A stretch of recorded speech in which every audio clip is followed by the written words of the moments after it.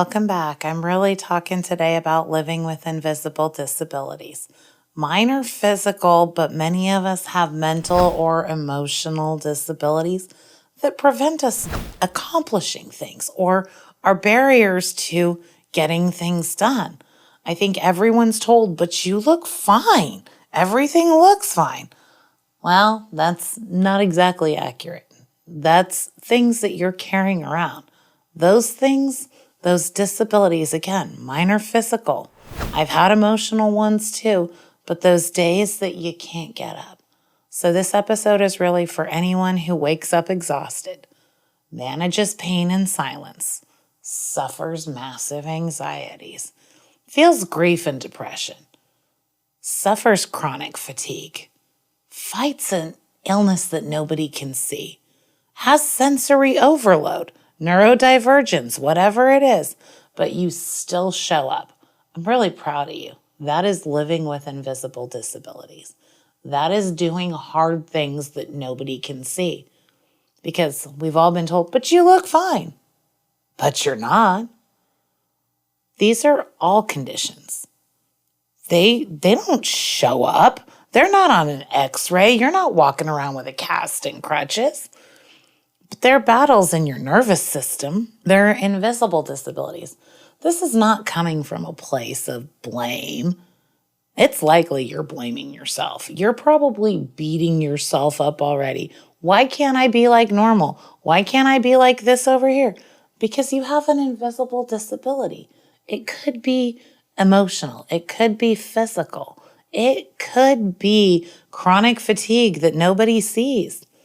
You could be fighting a cold and somebody's like, but you look fine. Let me give you an example. This weekend I went to park somewhere. I still have a handicap placard because yes, I had a brain injury. So I parked in the handicap spot and this woman felt compelled to tell me, you can't park there. I'm handicapped. There's a placard in my car. Oh, but you can't park there. Who made you the parking police? You don't look handicapped.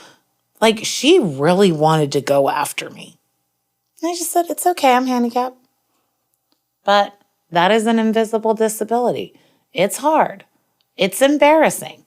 Do you think it felt good to have this woman shouting at me in a parking lot?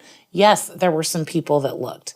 Now, she ended up looking like a complete fool because to her, I looked fine. How dare I park in a handicap spot with my handicap placard and my brain injury and the fact that I had a stroke and had to learn to walk again?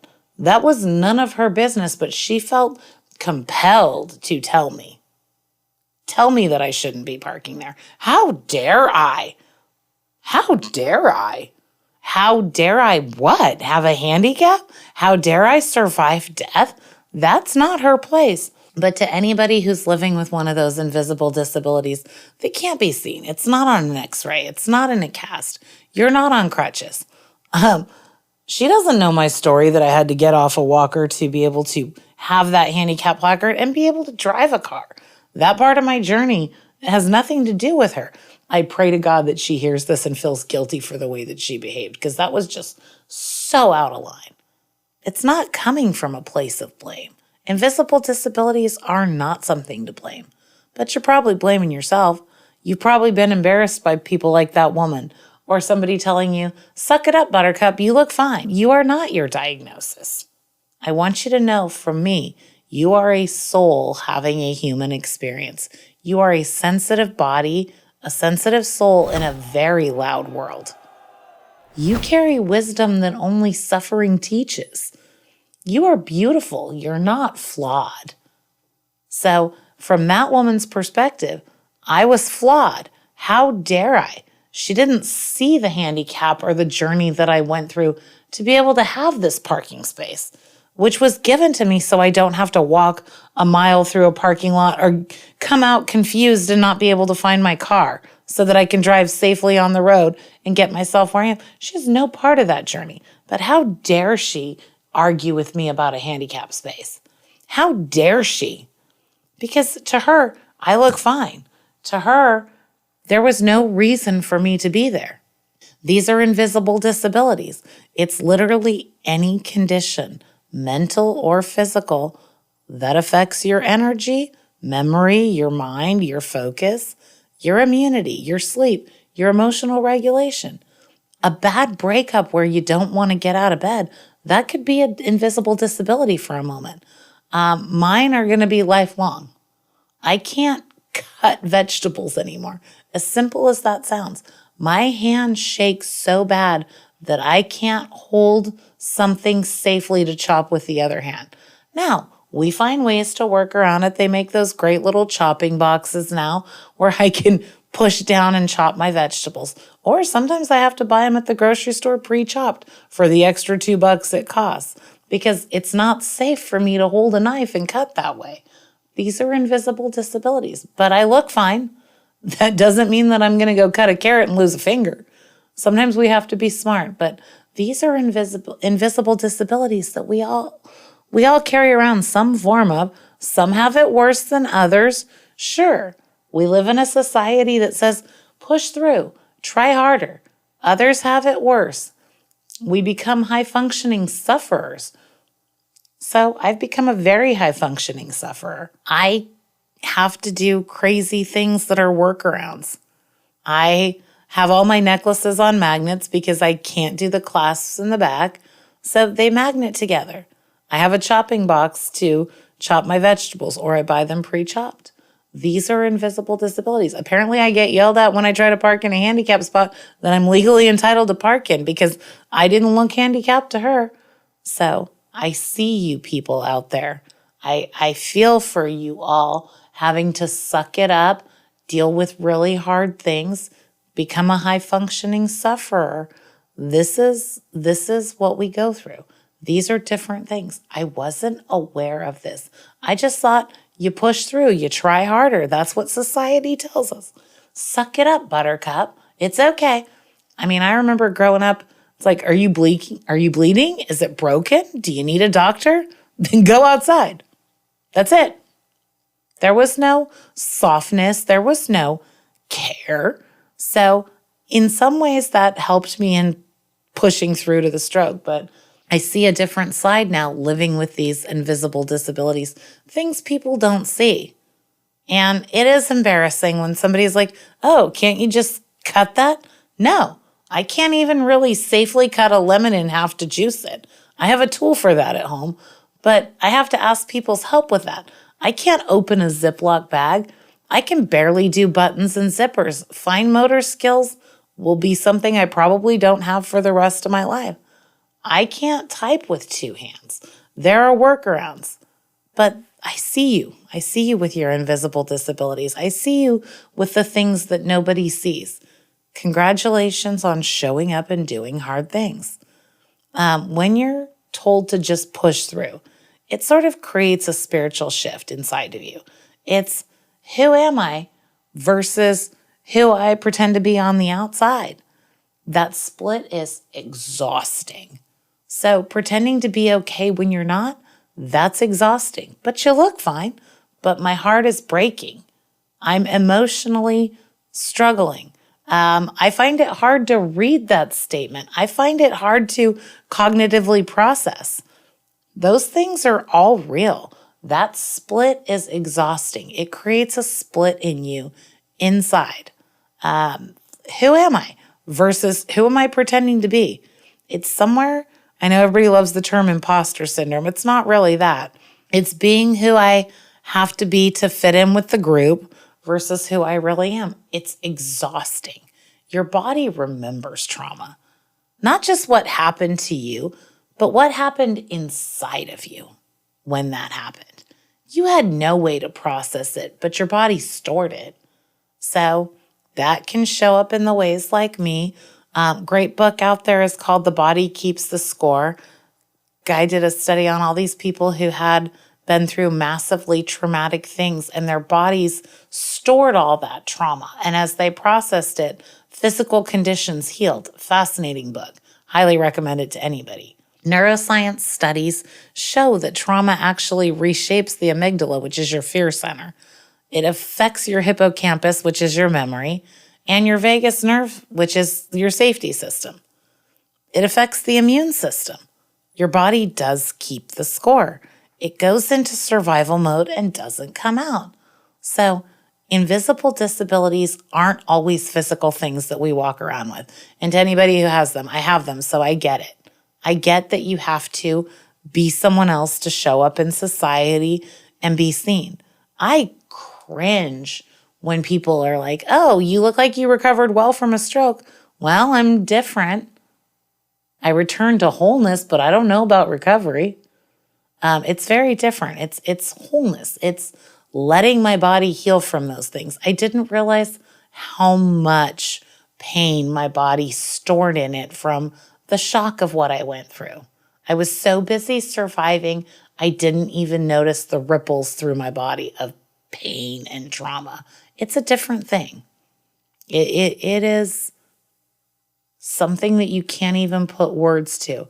It's not just something you push through. It's something you live with, and those are very different things. So when we're talking about neuroscience and the body and trauma, spiritually speaking, the soul learns to brace. It learns to armor. It learns to contract. Most of us learn to become hypervigilant. Invisible disabilities often arise in our bodies that learned it's not safe to relax. So that doesn't always mean a physical disability like I might have. There are ones that I had to heal from and I'm still healing from that have to do with the shock my body went through. The fact that, spiritually speaking, I had to brace. I learned in the therapy that I went through from the stroke that my body was storing a lot of different things. I went through a lot of different traumas in my life, not just a stroke, but there were many things I survived, and I was hypervigilant. I was overachieving, overdoing. I didn't know how to sit still and be in peace. My nervous system was very dysregulated. So the stroke, the tilt of the machine, was just too much for my body to bear. And there were places that are never going to come back. So I see people with invisible disabilities. I see you. I feel for what you go through, and I'm proud of each and every one of you for showing up. Down to the person who got their heart broken and feels like their world ended and had to go to work, to the person who was physically damaged like me from a stroke. It doesn't matter what those things are. I see you, and I'm very proud of you for showing up and not just looking fine, but working to be fine, to be whole, to return to who you are. You're fighting some internal battles. I want you to accept you are here now, but I want you to accept that you can improve. And that doesn't mean everybody's definition of improving will be the same. Let me reframe something. Your symptoms are not failures. They're adaptations. I'm not a failure because I can't chop a vegetable. I've made some adaptations to let me to continue to live life, but I'm not a failure. If you saw a previous episode, when the first therapy session I got after my stroke, I was trying to explain to the therapist how it was my fault. And she was like, how is this your fault? Now, there are things I may have known better that could have helped me avoid them. For example, fatigue is usually your body begging for rest. So when you feel tired, your body is begging for rest. And not just a little tired, but like fatigue, like I just can't go on. I have no motivation. That's your body begging for rest. Anxiety is your body scanning for danger. Be aware. I'm turning into danger looking. I'm going into survival mode. Pain is stored tension. Brain fog is overload. Autoimmunity is usually confused defense. This is not me. These are what doctors say. It's paying attention, being aware. Your body is talking to you. Listen to your body. It's going to tell you what you need. It's not a failure. You need to adapt and reframe. Okay, I'm fatigued. I'm exhausted, like in my bones, in my soul. That kind of exhaustion that feels like I can't go on. Your body is begging to rest. Use some sick time from work. Take an extra day where you say no to everything. Your body is begging for rest. If you're feeling massively anxious and everything feels like danger, you're overthinking, you're spiraling, you're scanning for danger. You're acting from fear. Start making yourself safe. Tell yourself, I'm safe. Everything is working out for me. And you will watch that change. Maybe not in a second instant, but these are how you're going to tell that RAS in your brain to reframe. Invisible disabilities are going to be there. People can't see them, but you are responsible to take care of yourself. Listen to your body. Your body basically learned, if I stay alert, I survive.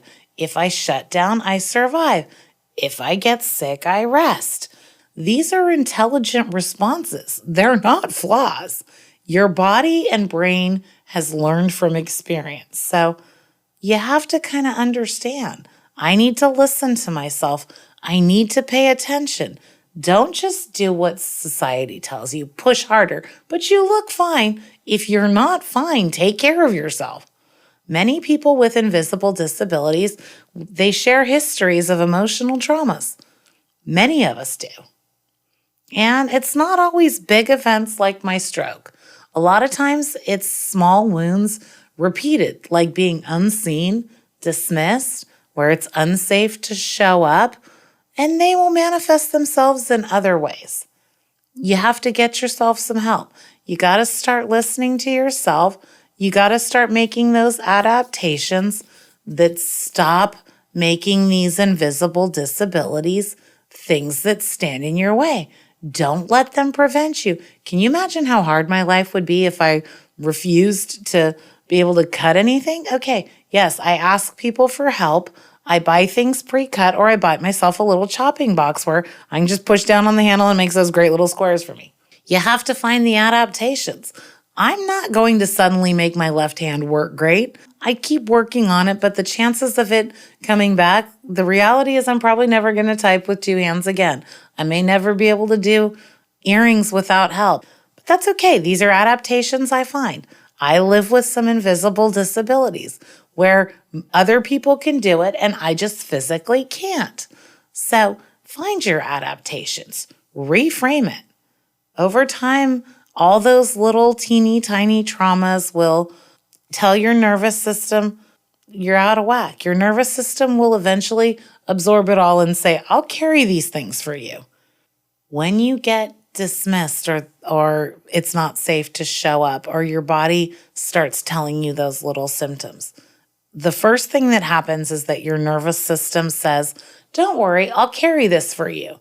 And then your symptoms start to speak. I'm not suggesting that you manifested your disability. You're not failing spiritually or at the game of life. You're just being given something that you have to adapt to. You have to make that change. Suffering is not a moral issue, but from a spiritual lens, illness can be an initiation. It's a call inward to slow down. Many times in ancient traditions, they would call the starting of suffering an initiation. It was your initiation into healing. Shamanic practices did it all the time. Your sensitivity is not a weakness. It's actually your superpower. I'm going to need you to reframe, oh, I'm too sensitive. Maybe it's a joy that you're sensitive. Maybe that's actually your superpower and what is going to compel you to bring forth and create the most important things in the world. Stop listening to society going, but you look fine, push through, try harder. No, find some adaptations that don't make you feel less, listen to your body, and understand that suffering is not a moral issue. It's not good or bad. The universe is neutral, remember? But it is a call for you to pay attention, to be aware of that. You know, if something hurts, pay attention to it. But also, remember, if you're fatigued, maybe you need to rest. Pay attention to your body. Might be begging for rest. If you're this way, anxiety, you're scanning for danger. What are you afraid of? Pain is that stored tension in your body. You know, most of us get sore in the shoulders and necks because we live in a digital society where we're looking down all the time at our phones, at our computers. That is a place where pain is being stored. Let it out. Get a massage. Go get a little stretching going on. Here's an interesting one that still fascinates me to this day. There was a guy who was really focused on like stretching and the value in the body. Okay. He studied this big. Man, I know. And it shocked me when he said, you are supposed to stretch a minimum of the number of years you are. So for example, if you're 30, you should be stretching 30 minutes a day. If you're 40, 40 minutes a day. If you're 50, 50 minutes a day. That is how much stretching you should be giving your body. So that pain, all those things stored in the body, those gentle movements, stretching, moving, those are part of the ways you're going to release that. It's not going to change that you have a disability that somebody can't see. And it's not always something physical. It could be mental. It could be emotional. I see you.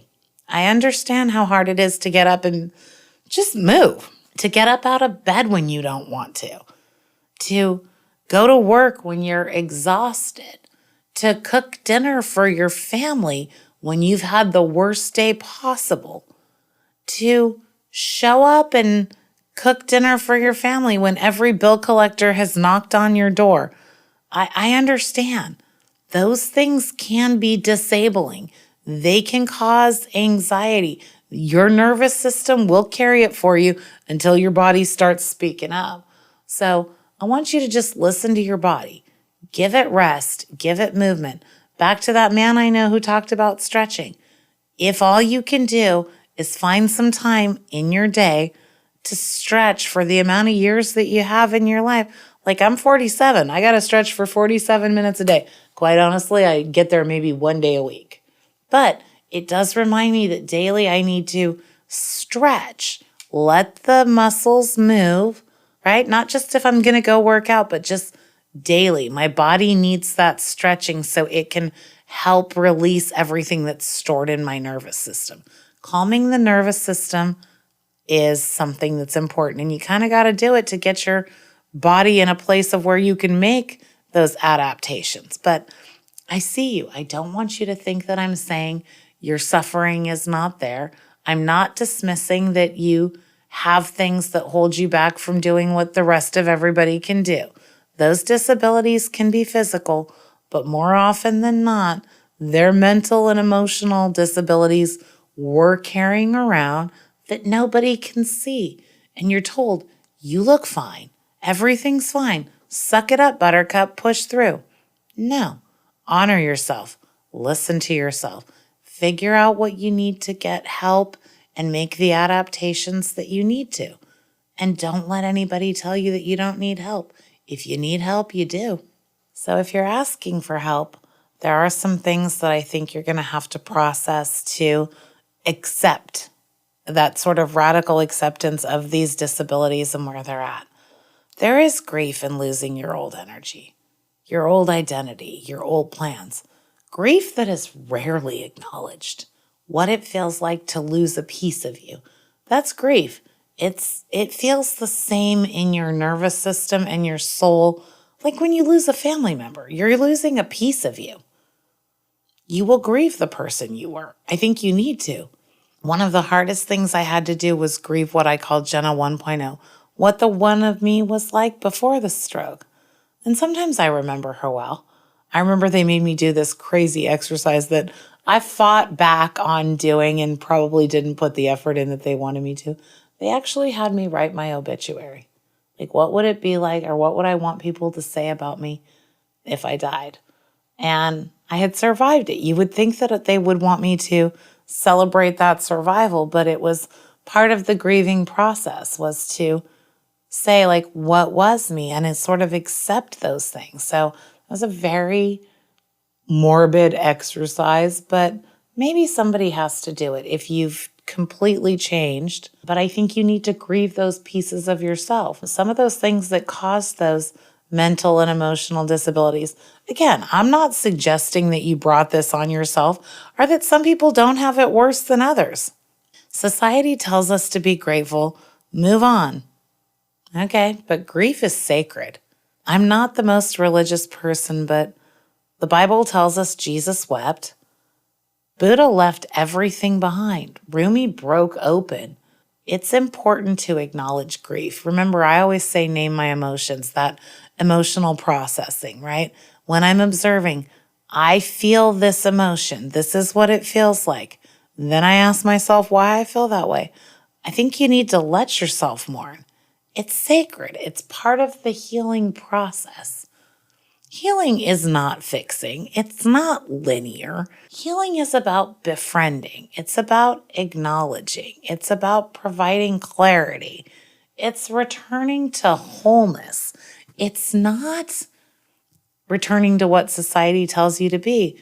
There are places where you will have adaptations, your invisible disabilities. Those will happen. But there are some things that you can do to help with that. So I'll tell you some of the ones that I use that I found very beneficial. Not textbooks, not somebody told me this. No, things that I found from actual practice that work while living in daily society, because I think that's a lot of what I do is not just what you're going to read in a book, but how can you implement this and still live in society in the hustle and bustle pace? Those invisible disabilities, those things that people don't see. You look fine, push through. No, I want you to really think about you need to honor yourself. You might have to find adaptations. Like for me, there are some things that are never going to come back. Text-to-speech software, magnets on my necklaces. I don't wear a lot of pants that have buttons. They make elastic waists. So I think you find your adaptations, what makes your life easier. You don't have to make it harder on yourself, but there are a lot of responsibilities to living in society. So again, here's some of the practices I use. Nervous system regulation is one of the biggest things to healing, processing grief, and those things that live in the body. It might be breath work, like practicing your breathing, somatic therapies. Those are things like what they might call restorative yoga or those gentle stretchings and movements.